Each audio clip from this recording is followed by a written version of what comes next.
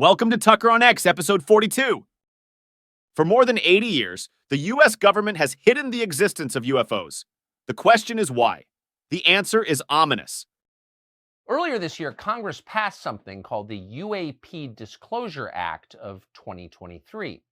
The law requires the U.S. government to tell the public what it knows about the countless unidentified flying objects that have been spotted in the skies above Earth over the past 3,000 years. It's designed to be, and it very well could be, a transformative piece of legislation. And it comes at a time when we can finally say with confidence that the most unlikely sounding theories about UFOs are actually true. Yes, these things are real. They're not all weather balloons. They're not experimental aircraft from this or any other country. Whatever they are not of human origin, nor do they behave according to the laws of known physics. And yes, the US government currently has physical evidence that they exist. That means wreckage of the craft as well as the bodies of the beings that flew them. Amazingly, all of this is true. We know that from the detailed testimony, much of it under oath, from several high-level whistleblowers, including longtime intel officers Lou Elizondo and Dave Grush, both of whom we've talked to. But there have been many, about 10 so far. So the question is, now that the UAP Disclosure Act has passed, when can the rest of us see the information that we paid for and in fact own? Well, not so fast, it turns out. One of the great secrets of Washington, known to everyone inside Washington, is that many of the most powerful members of Congress do not work for their constituents, much less for the rest of us, for the country at large. They are instead puppets of the most secretive federal agencies. They are controlled effectively by the permanent bureaucracy, including through bribery and blackmail. Two such members happen to be especially powerful this term. They are Congressman Mike Rogers of Alabama, who is the chairman of the House Armed Services Committee, and Congressman Mike Turner of Ohio, who is chairman of the House Intel Committee. Both of these men have been instructed to violate, in letter and in spirit, federal law, and to hide the truth about UFOs from the American public. They're working to do that right now. It is infuriating to watch this. But if you think about it for a second, it's also baffling. Why is this happening? Federal agencies have been lying about UFOs for more than 80 years. This has been a coordinated effort. It is both highly time-consuming and very expensive. Many Americans have been hurt in the process. But why? What's the point of this? Wouldn't it be a lot easier just to release the facts? Now, the conventional explanation for why they haven't been released is that the US government is lying about UFOs because the truth about UFOs is too scary to reveal, that they're real. And our leaders wouldn't want to panic the population. But that's not true. In fact, it's ridiculous. Wouldn't want to terrify the population? Terrifying the population is what our government does best and most avidly. Officials regularly gin up irrational fears about COVID or white supremacy or Vladimir Putin or a dozen other topics as part of a pretty obvious control strategy. It's not like these people mind it scaring you. They want to scare you, and they do it every day. So why would they lie about UFOs? Well, because they're covering up a crime, obviously, and it's their crime. Someday we'll discover what that crime is. But in the meantime, here are a few questions that honest lawmakers ought to be asking. Have government agencies used tax dollars to procure advanced non-human technology?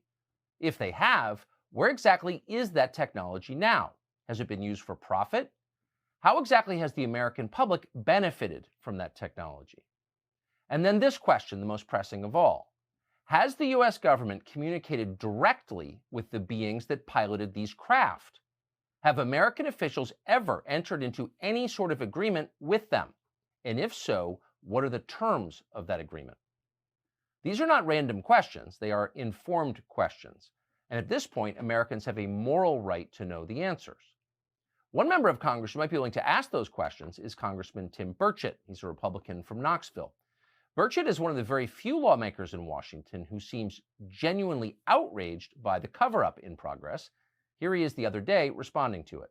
And I was told by leadership that it was blocked by the intelligence community, not the intelligence committee, but the intelligence community. And that is a very chilling effect. If someone can reach through the veil of government and pierce it to the point of we do not have access to something, you got to start asking yourself who the hell's in control. And I think it'd be wise for you all to start looking at some financial disclosures of some of those corporations, some of the people who do the stonewalling in this town. I want you to think about this. Think about this, that something with the capabilities of traveling light years, not showing a heat signature, and the energy capabilities of that would put the Pentagon out of business. We wouldn't be fighting these worthless wars overseas over oil, and American boys and girls wouldn't be dying. It would put the war pigs out of business, and they'd have to go somewhere else, and I'm all for that. Congressman Tim Burchett of Tennessee joins us now. Congressman, thanks so much for coming on. So I think a lot of that clip speaks for itself, but you are saying effectively, as I hear you, if unelected bureaucrats and defense contractors can shut down a federal law, then it's not really a democracy, then is it? No, it's not, and you're correct. They have been able to do that through their power and influence. I'm really struck. There is some pushback against this. I think you've been the most visible and by far the most articulate. But there are some people who are bothered by this, but I've heard almost no discussion about why it's happening in the first place. Why the effort, the enormous effort to suborn the members of Congress, the committee chairman I mentioned, and the new Speaker of the House, and the Senate minority leader rather. Why? Why go to the effort to hide information that most Americans think they already know and have accepted? I think it's power, influence, corruption, money, all the things, that run Washington. Our Pentagon just recently failed their 6th audit in a row. They publicly disclosed that over half their assets are unaccounted for. Now, those assets are, their automobiles, their firearms, their, personnel, everything. 50%. Could you imagine anything else? And yet we've rewarded them with billions more this year for their incredible effort, and they're bragging about how well they're doing now. And so you figure a compartmentalized department like the Pentagon, who has these untold billion-dollar contracts with our defense contractors who want us in every dadgum war, who want us in Ukraine, who want us in everything, everywhere in the world, and because they'll be selling more missile defense systems and things like that. You imagine that there's probably, I would say, a half a dozen of those top-level contractors and these corporations, multinational, and then we fund them, and we don't know where the money's going, and yet there's cost overruns, and we keep rewarding them with more. So obviously, if they were in possession of some of this material or a craft or what have you, the reverse engineering possibilities would be unlimited, and they don't want to. They can control the ebbs and flows of technology, and they're on the cutting edge of it, and they don't want us out of war because and imagine too, as I've stated before, if you had this energy source that didn't show a heat trail that could heat our homes, cool our homes in the summer, heat our homes in the winter, we'd be the Pentagon will be out of business. I think I called them war pigs, but I meant to say war pimps, I believe is the appropriate term. I think both fit. Yeah, I do too. I get a lot of controversy. I had a call from a high-ranking official told me one time that I probably needed to get bodies around me pretty soon after making those statements, and I said, well, I'm in Tennessee. I live in Tennessee. Anybody's out of place there, they'll know it pretty quick. But in all truthfulness, these groups, and they own these politicians, whether through the honeypot or just hiring family members or what have you. And I don't have any firsthand knowledge of that going on with any of those. But that seems to be what's done in the past, and it's all done legally. Most of it is now, and so you've got these situations, and they don't want to change it, and they've got somebody's ear. I had an old-time lobbyist. They called him the Golden Goose. When I was in the state legislature, he was the liquor lobbyist, and he'd smoke that big cigar, and he'd say, Burchett, he said, I don't need the governor, I don't need the House, the Senate, I just need one committee chairman. And and that's the way it works. And unfortunately, we allow it to work when less than 20% of the population goes to the polls. The stakes in this particular story seem pretty high, since the government has evidence that we're not alone in the universe, that there is some form of intelligent life or something that is creating these crafts. They're buzzing the Earth. We don't know if they're from outer space, they're spiritual beings. We just don't know the answer. But the government does know, but they're lying about it because why? And so Does it occur that maybe the billions of unaccounted Pentagon funds that you mentioned that turn up in every accounting process, that maybe that they're not lost through incompetence, maybe those are attached to programs that we're not allowed to know about? I completely think it's intentional, Tucker. You're exactly right, as usual. They've been lying about it since 1947. And then all of a sudden, we're going to pass legislation, and they're going to say, oh, well, we're going to come out and tell you the truth. I mean, this, Schumer's thing, everybody's on me because I'm not really sure about the Schumer amendment, because it basically is modeled after the Kennedy assassination files, and here we are 60 years later, and we haven't done that. I guess it's a good step forward, but the reality is we're going to tell them to tell us the truth after they've been lying to us, and they've been funding these programs. Lou Elizondo, for instance, the program that he was involved with for the longest period of time, they said it didn't exist, yet he shows up and he's got a department that works for him. And so, this thing has just been going on, like I said, at least since 1947. And we know it's been going on maybe before then at some point. It's a worldwide phenomena. We have some of the best pilots, not in East Tennessee, the best pilots in the world, that are telling me their crafts have been buzzed by this. And I've had members of Congress say, Burchett, we need to be on something important. Well, let me ask you, what's more important than something in our airspace buzzing $50, $60 million aircraft, putting American pilots at risk, and that we don't know who it is or what it is? And then we have a government that claims they don't exist, and now all of a sudden, people like yourself have brought this issue to the forefront. Over half the American public believes that they're out there, and now the Pentagon smells dollars, is what I think it is. That's why they're putting all this out. And each department, NASA and everybody else, has their little pamphlets out now of NASA's. I think it said something about we want to do robust research. Well, you know what robust research means. They want more of your tax dollars. I just want them to come forward with the truthful information that they've been hiding from us for decades. Do we possess this technology or don't we? And if we do, where is it? And there have been, as noted earlier, a number of pretty ominous indications over the years from apparently informed people that the U.S. government has been in direct contact with these forces, whatever they are, the people who created and flew these objects, whatever they are. But there has been direct dialogue between the U.S. government, maybe other governments, and these entities. Are you aware of that? Has anyone even asked that question to, say, the President of the United States or someone else who could answer it?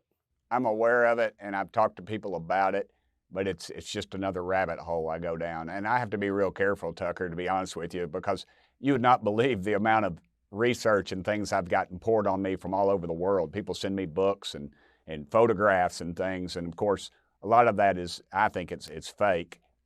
Because they're trying to get me to embarrass me further, I guess, in this issue, but I'm not biting on all of it. I don't usually put any of it out, actually, just because, I don't know if any of if it's truthful or if it's a government entity putting this garbage out to discredit, this community or what have you. But it's a complete, it shows the mistrust the public has of our government, and for good reason. Yeah, it's been well earned. So where is this legislation going? I mean, will there be disclosure short term? Will these two committee chairmen, the Speaker of the House, Mitch McConnell, will they shut it down? Well, the Senate passed it, the amendment to the National Defense Authorization Act, but it hasn't been signed into law yet. The House is in negotiations, from what I understand, over this amendment. I'll be talking to the Speaker today or tomorrow about this amendment and just telling him how important it is to this community and transparency. That's really all I want, is transparency. Where we're spending all this money on something, and where's it going, and why do they not trust the American public? Those are the things that people need to ask. You can, as I said at the hearing, I said, we're not going to bring in a UFO, we're not going to bring in little green men, but what we want is transparency. And unfortunately, we don't have much of that in the United States Congress, because look, there's another shiny object over here. They'll misdirect us over here. They'll misdirect us over there. But I believe this community is very, very in tune to what's going on and the cover-up that's been going on. Yeah. I mean, if this is real, and it clearly is real, I mean, 10 people have come forward with security clearances to say, yes, it's real. Well, the interesting thing about that was, you said 10, and that kind of jogged my memory.